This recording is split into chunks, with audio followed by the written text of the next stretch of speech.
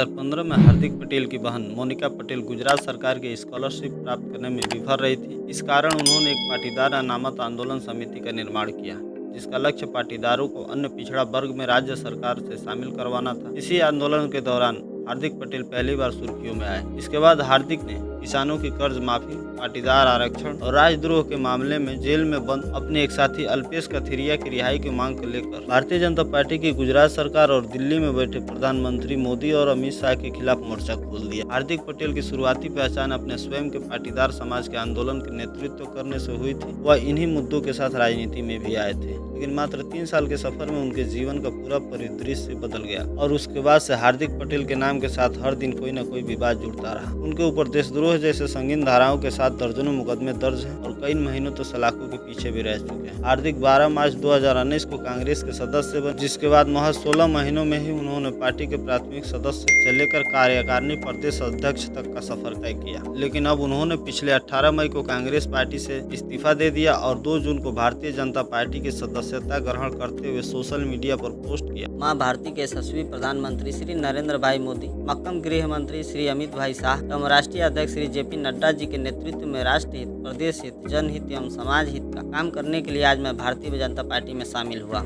इसके बाद लोगों ने हार्दिक पटेल के कमेंट बॉक्स में प्रतिक्रिया देना चालू कर दिया। वैसे तो हार्दिक पटेल ने अपने सोशल नेटवर्किंग साइट पर मौजूद लगभग 2000 पुराने पोस्ट डिलीट कर चुके हैं, मगर दोस्तों स्क्रीनशॉट नाम की भी कोई चीज होती है जिसे सोशल मीडिया यूजर समय आने पर हथियार की तरह इस्तेमाल करते हैं। तो चलिए दिखाते हैं हार्दिक पटेल के कुछ पुराने कारनामों पर लोगों की दिलचस्प कमेंट। इस पर विजय सिंह तारियाल हार्दिक पटेल के ट्वीट के एक स्क्रीनशॉट शेयर करते हुए लिखते हैं, भाई आपको अमित शाह के पैरों की जूती बनकर रहना पसंद आया, बहुत बहुत शुभकामनाएं। आपको राहुल गांधी जी का भी धन्यवाद, उन्होंने पैरों की जूती को इतना सम्मान दिया, आगे बढ़ाया, ऊंचा स्थान दिया, मगर पाँव की जूती पाँव में ही अच्छी लगती है, इसलिए पैरों में वापस चली गई। दरअसल हार्दिक पटेल ने 30 दिसंबर 2017 को एक ट्वीट किया था, जिसमें लिखा था, भाजपा में सही लोगों को सम्मान नहीं दिया जाता, लेकिन जो अमित शाह के पैरों की जूती बनकर रहता है उसे आगे किया जाता है। एक यूजर ने हार्दिक पटेल के एक पुराने ट्वीट का स्क्रीनशॉट शेयर किया, जिसमें हार्दिक पटेल ने लिखा था, अगर सुबह का देशद्रोही शाम को भाजपा में जुड़ जाए तो उसे देशभक्त कहते हैं। नया भारती लिखते हैं, हार्दिक साहब आपके राजनीतिक भविष्य के लिए शुभकामनाएं। देखना अब यह है, पार्टी बदली तो आम बात है, लेकिन जिस तरह आप नौजवानों, बेरोजगारों और संविधान की बात करते थे उस पर अटल रहेंगे या संघ के जहर को धार्मिक लबादे में फैलाने का काम करेंगे? थोड़ी सी उम्मीद जरूर है। अब विजय ढिल्लो हार्दिक पटेल की इस तस्वीर को शेयर करते हुए लिखते हैं, दिखाइए चाबुक तो सलाम करेगा, ये शेर भी अब सर्कस में काम करेगा। फिरदौस मलिक लिखते हैं, जिस हार्दिक पटेल पर बीजेपी ने देशद्रोह समेत 23 मुकदमे लाद दिए, वो हार्दिक पटेल आज देश हित में बीजेपी को ज्वाइन करने जा रहे हैं। इसे कहते हैं बिना नहाए दामन के सभी दागों को छुड़ाना। बनवार सरंजाट ने